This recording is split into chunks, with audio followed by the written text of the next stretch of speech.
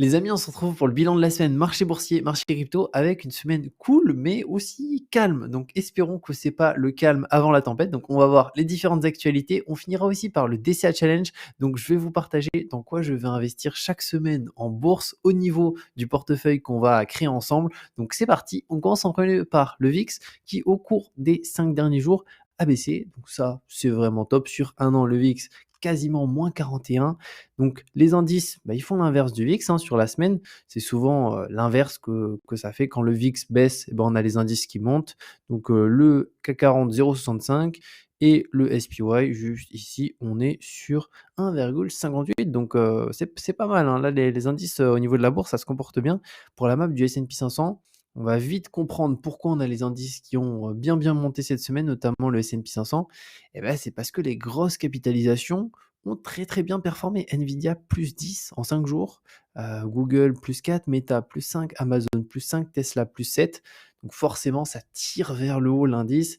Et même s'il y a des actions ici qui sont un peu dans le rouge et ici qui sont beaucoup plus dans le rouge, c'est quand même des capitalisations moins importantes en termes de taille. Donc ça pousse moins l'indice tout simplement à la baisse. Donc pour le S&P 500 et même le CAC 40, c'est plutôt pas mal.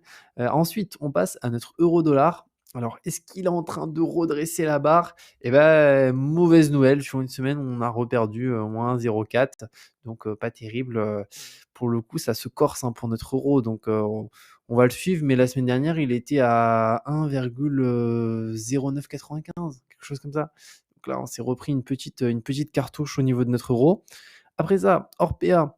Alors, PA sur 5 jours, c'est pris aussi une cartouche. Bon, après, moins 2,27, hein, ça reste raisonnable, hein, par rapport à un moins 90 et par rapport à un moins 97,87. Un moins 2, qu'est-ce que c'est qu'un moins 2 quand on a une chute libre comme ça? C'est pas grand-chose. Ensuite, après les cryptos. Alors là, sur la semaine, qu'est-ce qu'on a eu pour les cryptos? Pas grand-chose non plus, hein. On a juste XRP et Litecoin juste ici. Alors Litecoin, il faut savoir qu'en fait, il a son halving qui est maintenant, contrairement au Bitcoin où c'est en 2024. Et lui, c'est, il me semble, en juin ou en juillet. Donc, il y a pas mal de personnes qui investissent d'ailleurs. Et après TRX aussi, on peut voir. Mais sinon, voilà, crypto, c'est finalement en stand-by. C'est-à-dire que pour l'instant, on ne sait pas si ça va monter, on ne sait pas si ça va baisser. Par contre, c'est vrai qu'au niveau des actualités crypto, il y a des trucs qui font un petit peu peur, hein. Premièrement, on commence par une nouvelle qui fait pas peur. Au contraire, là, c'est Tether. Donc Tether, c'est l'émetteur de l'USDT, donc le stablecoin, qui va du coup placer 15% de ses bénéfices qui iront dans Bitcoin directement. Alors, est-ce que c'est pour dire aux gens, bon, on va rentrer tous les mois fortement avec nos bénéfices, donc commencez à investir dans Bitcoin? On ne sait pas trop, mais actuellement, ça représentait que 2% de leurs réserves, donc qui étaient en Bitcoin. Et après, au niveau de leurs investissements, j'imagine que les 2%, ça c'est certainement la réserve qu'ils avaient, mais en perso, parce que la réserve, logiquement, USDT derrière, c'est du dollar. Donc si dans la réserve, il y a du Bitcoin, il y a un problème. Donc je pense que c'est la réserve, mais entre guillemets, leur bénéfice, et pas l'argent des clients. En tout cas, j'espère, sinon ça pue. Et du coup, 15% des bénéfices, donc ça représenterait quand même une somme importante qu'ils achèteraient chaque mois en termes de Bitcoin. Et donc, affaire à suivre, on regardera tout ça. Après ça, l'effondrement des crypto-monnaies, 46 milliards de dollars de perdus en 5 mois en 2022. Bon, je sais, on est en 2023, mais ça c'est paru sur JDC le 18 mai. Donc c'est assez récent et en fait, c'est assez intéressant. Ici, on a un tableau finalement avec toutes les faillites qu'on a eues. Alors, toutes les faillites, les grosses faillites, parce qu'il y a eu plein de plateformes qui ont fait faillite, mais les toutes petites, on n'en parle pas. C'est une petite plateforme. Là, il y a eu une plateforme belge qui est en difficulté. Elle est même pas ici parce que ça a rien à voir en termes de taille, les clients affectés, c'est beaucoup moins important, etc. Mais au total, on a quand même 46,5 milliards de dollars qui ont été engloutis dans les procédures de faillite, laissant de nombreux investisseurs sans espoir de récupération. Et ça, pour le coup, c'est entre guillemets un peu les pertes définitives. C'est pas les moins-values latentes, hein. Donc là, c'est en mode, logiquement, c'est perdu, à part si peut-être il y a un peu d'argent qui va être sauvé. Mais en général, c'est quand même assez compliqué. Donc, on a Celsius, hein, ça a commencé avec Celsius, très grosse plateforme, donc plus grosse plateforme de lending. Pose des retraits le 2 juin, lendemain, dépôt de bilan. Donc efficace. Voyageur digital, 1er juillet, 5 juillet, dépôt de bilan. voir que son dépôt de bilan, c'est pas très loin, hein. FTX, 8 au 11 novembre, dépôt des retraits, 11 novembre, dépôt de bilan. Et récemment, on a eu, Genesis, donc c'était 16 novembre, mais le dépôt de bilan, il a eu lieu, quand même, un petit peu plus tard, quelques mois plus tard. En tout cas, le pire a été FTX, parce qu'en termes, ici de clients, c'est extrêmement important. C'était la deuxième plus grosse plateforme après Binance. Donc il faut vraiment une ledger. Et d'ailleurs, par rapport à Ledger, actuellement, on va le voir, il y a une actualité, pas top, hein. Malheureusement, ils ont pris un peu cher les Ledger dernièrement, on va le voir ensemble. Mais juste avant, FTX, donc l'auteur du best-seller The Big Short, donc pour ceux qui l'ont pas vu, c'est un livre, mais c'est aussi un film. Je crois que c'est sur Netflix et c'est hyper intéressant. En fait, ça retrace un peu la crise, de subprime avec, l'immobilier, le crash complet, aux US, tout ce qui s'est passé. Pourquoi finalement l'immobilier a crashé aussi? C'est un super bon film. Et pour le coup, l'auteur, donc Michael Lewis, qui a écrit le livre The Big Short, qui ensuite a été réalisé en film, et il va, du coup réaliser, enfin il y a un livre qui est prévu déjà, qui va sortir en octobre prochain sur, du coup le fondateur de FTX, Sam Bankman. Et en fait, ce qui s'est passé, c'est qu'il a interviewé énormément de gens, donc en fait la famille, je sais plus si c'était indiqué où, il n'a pas donné de date précise, mais selon Amazon, ce dernier devrait sortir pour le 3 octobre prochain, ce qui, coïnciderait à quelque chose près avec la date du procès de SBF. Nous connaissons toutefois le nom de l'ouvrage, à savoir Going Infinite, Rise and Fall or New or Tricon. Oh, désolé pour mon accent anglais, là je sais que je vous ai perdu pour certains et j'ai perdu plein de gens qui sont barrés. Be you. Be proud of you because you can do what we want to do. Du coup, l'auteur serait le seul à même de retranscrire finalement l'histoire de Sam Bankman grâce à la proximité exclusive qu'il a pu entretenir avec l'ancien milliardaire. Donc il le connaît personnellement et surtout, il a posé, des questions à des employés, on a vu aussi, je crois que c'était à la famille, je sais plus, c'était indiqué, oui, des membres du cercle proche, plus d'une centaine d'individus. Donc, à mon avis, ça va être vite un best-seller ce livre, même s'il ne faut pas oublier que derrière, c'est, une grosse arnaque FTX, hein. Mais, c'est toujours, intéressant de voir, qu'est-ce qui s'est passé bordel pour que ça en arrive là? Après ça, Ledger, alors Ledger, un petit peu dans la sauce, hein. Ledger tente de rassurer sa communauté concernant son système de récupération de seed, cela suffira-t-il?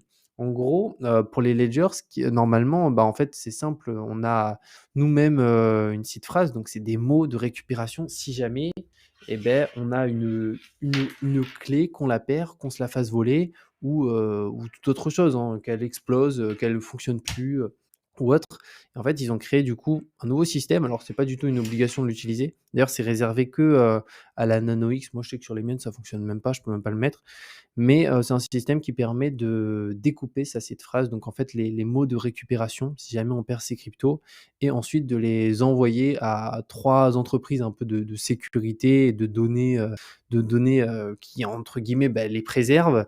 Et si jamais, on perd du coup sa ledger, et qu'on a perdu aussi sa seed phrase, en fait, c'est pas grave, parce que vu que c'est dans 3 entreprises différentes, on peut leur envoyer notre carte d'identité pour récupérer les mots. Et ensuite, avec les mots de un tel, donc des 3 entreprises, ensuite, on a la totalité des mots et on peut régénérer directement, nos cryptos sur une ledger qu'on achète, et voilà. Mais le seul truc, c'est que, ça pose pas mal de problèmes de sécurité, parce que s'il y a une plateforme qui se fait hacker ou autre, et du coup, ils ont pris vraiment, vraiment, vraiment cher, hein. Il y a eu énormément de tweets et cetera. Il y a même l'ancien fondateur de Ledger, Éric Larchevêque, qui fait d'ailleurs l'émission là, qui veut être mon associé, pour le coup, qui a même envoyé des messages, ici. Et visiblement, ouais, il était, voilà. Honnêtement, je suis au bord des larmes. Ma première démarche, c'est de m'excuser en tant que cofondateur pour la façon dont ce lancement a été géré. Mais visiblement, c'est parce qu'ils ont mal expliqué le fonctionnement concrètement, comment ça fonctionne, mais ça a l'air d'être sécurisé, mais ce sera toujours moins sécurisé que finalement, être le seul détenteur de sa seed phrase. Donc si on peut la détenir soi-même, et si on est en capacité de la protéger au maximum et de pas la mettre à côté de sa ledger ou chez soi, pour le coup, normalement, ça protège mieux que là, dans des entreprises, même si d'après ce qui est indiqué, c'est, quand même hyper sécurisé, c'est anonymisé. Donc en fait, les mots, eux, automatiquement, ils savent pas trop c'est qui les a envoyés, mais on sait jamais. Donc maintenant, on va passer au DCA sur la partie bourse. Alors, je vais vous présenter le portefeuille. Donc, ce que j'ai fait, c'est que moi j'utilise 3 courtiers. Donc, principalement de base, DeGiro et Trade Republic et aussi Interactive Broker. C'est vraiment pour, une partie long terme, donc Interactive Broker, j'y touche pas du tout et Trade Republic, c'était le courtier où j'avais, quasiment toutes mes cryptos. Mais du coup, mes cryptos, j'ai pas de cryptos sur Trade Republic, tous mes ETF et donc du coup, j'ai transféré sur Interactive Broker afin qu'on puisse faire un DCA en partant de 0. Alors j'ai pas tout transféré parce qu'il y a un truc, l'or, j'ai aussi de l'or sur Trade Republic que j'ai pas réussi à le transférer. Donc ça, j'ai laissé et j'avais aussi, une action Apple, donc ça j'ai laissé. Mais pour le coup, tout le reste et c'est, sur Interactive Broker et donc c'est parti, je vais essayer de partager mon écran. Donc là, c'est bon, normalement, on voit mon écran et pour ce portefeuille bourse, je vais investir chaque semaine dans 2 actifs que je vais vous présenter et aussi un point important, c'est que pour le DCA crypto, je le continue en complément.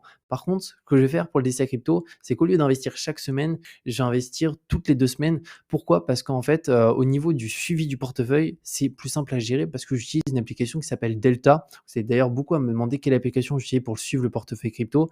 Ça s'appelle Delta, mais le truc, c'est que je suis obligé d'ajouter les transactions manuellement. Donc à chaque fois, pour, chacune des cryptos, dire: «J'ai acheté telle crypto avec tel stablecoin, à tel prix et telle quantité» et donc finalement, quand il y a 10 cryptos dans le portefeuille, c'est assez, galère et chiant à faire. Donc je me dis: «On va l'espacer toutes les 2 semaines» et ça permettra de le suivre et je pense qu'il y aura pas une différence entre un DCA crypto à la semaine et toutes les 2 semaines avec 2 investissements par mois. Par contre, pour la partie DCA bourse, là, on va pouvoir investir chaque semaine parce que déjà au niveau des suivis, j'ai rien à faire parce que là, tout est centralisé, directement sur Trade Republic et au-delà de ça, c'est que aussi en termes de frais, là, je vais mettre en place des plans d'investissement pour avoir 0 € de frais.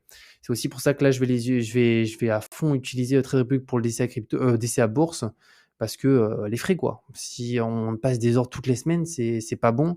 Notamment moi pour le PEVA, j'investis une fois par mois parce que sinon en fait, il y a trop de frais. Au niveau des actifs, on est parti et d'ailleurs pour ceux qui souhaitent ouvrir un compte Trade Republic avec bonus, je mettrai un lien en description qui permet, d'ouvrir son compte avec, les bonus du moment. Alors, ça peut être voilà les 2 d'intérêt ou autre. Dès qu'il y a un autre bonus, je mets à jour, en continu. Donc quand on descend un petit peu plus bas, au niveau des investissements, alors important, il y a 2 lignes, vous pouvez juste les cacher de votre visage parce qu'en fait, c'est juste que j'ai pas transféré ces 2 lignes, c'est Physical Gold, j'ai pas réussi à le transférer sur Interactive Broker. Donc, là, j'ai laissé la ligne et je voulais, pas vendre parce que, sinon après si je vends, je vais devoir déclarer, la plus-value et cetera et Apple, il y a 1,19 actions et là, c'est pareil, il faut pas le prendre en compte. En fait, les 2 actifs, c'est un ETF World, donc simple, efficace et un ETF MSCI Europe. Donc là, c'est pour finalement faire en sorte que la surpondération du World avec les US qui sont présentes à l'intérieur réduise un peu et qu'on rajoute un petit peu plus d'Europe. Donc ces 2 ETF. Au niveau aussi d'un point important, c'est que ce que je vais faire, c'est que j'ai réduit là à partir des prochaines semaines, donc la partie DCA crypto, le montant investi chaque mois. Parce que vu que je veux faire le DCA bourse en complément, je peux pas investir beaucoup sur le DCA crypto, beaucoup sur le DCA bourse. Donc j'ai divisé et comme ça sur la partie, DCA bourse ici on va pouvoir investir, quand même, plus que sur la partie crypto. Donc j'ai pas réellement divisé équitablement. On va favoriser le DCA bourse et DCA crypto. On va investir encore beaucoup, mais un petit peu moins. Donc c'est ces 2 ETF et au total, donc ça sera 200 € qui est investi chaque semaine sur un ETF World. Et ensuite, il y a 50 € qui vont être investis sur un MSCI Europe. Aussi, règle importante pour ce DCA, contrairement au DCA crypto, là, il n'y aura pas de vente. Donc là, c'est uniquement de la capitalisation. Donc c'est pour ça que c'est des ETF aussi accumulatifs, donc il n'y a pas de dividende. Là, le but, c'est pas de vendre du tout, de jamais vendre. Donc crise, hausse, peu importe, il n'y aura pas d'arbitrage. Contrairement des DCA crypto où en fonction du marché et surtout des cycles de marché, il y aura des ventes et des achats à certains moments qui peuvent être plus ou moins importants. Donc là, c'est vraiment de la capitalisation pure et dure. Et aussi par rapport à ça, donc là, on peut voir que c'est dans 2 jours. Donc en fait, je l'ai mis en place à partir du début de semaine là qui a commencé. Donc ça a commencé. Et là, du coup, dans 2 jours, automatiquement, on va avoir, ces deux achats qui vont s'effectuer comme ça là, j'ai vraiment rien à faire et j'ai mis aussi un truc, ça si vous utilisez Trade Republic, qui est hyper cool, c'est que ce que vous pouvez faire pour, vraiment que tout se fasse de manière automatique, c'est vous mettez tout simplement un virement automatique de votre banque à Trade Republic pour les plans d'investissement. Comme ça, vous avez même plus à gérer, à vous dire, «Mince, est-ce que j'ai, mon solde espèce où il y a assez de fonds pour investir?» Non, il y a vraiment plus à faire ça. Du coup, le virement automatique de sa banque à Trade Republic et voilà ce que j'ai mis en place et comme ça, en réalité, je pourrais ne plus ouvrir l'application pendant 10 ans, sans avoir de frais et donc c'est hyper avantageux. C'est pour ça que là, si vous, pour ceux qui font un DCA ou, qui investissent aussi des plus petites sommes, c'est très cool tout ce qui est plan d'investissement parce que, on réduit, les frais et c'est ce qui défonce la performance. Parce que DeGiro, c'est pour moi aussi un excellent courtier, mais par contre, il faut passer des ordres plus importants. C'est-à-dire que si on passe des ordres de 100 € sur DeGiro, c'est compliqué. Tandis que si on passe des ordres de 1 000-2 000 €, 1 € de frais, c'est 0,01%. Donc, c'est pas 0 € comme Trade Republic en plan d'investissement, mais ça va quoi. Mais c'est un point ouais, qu'il faut prendre en considération. Donc, on va suivre ça au fil du temps. Ça va être hyper intéressant. En complément, le DCA crypto continue. Donc, j'espère que cette vidéo vous a plu, les amis. N'hésitez pas si vous avez la moindre question à la mettre aussi directement en commentaire. Et pour Trade Republic, je vous mets un lien en description pour ceux qui souhaitent ouvrir un compte gratuitement avec les bonus du moment, s'il y a des bonus, etc. Et on se dit à très bientôt pour une nouvelle vidéo.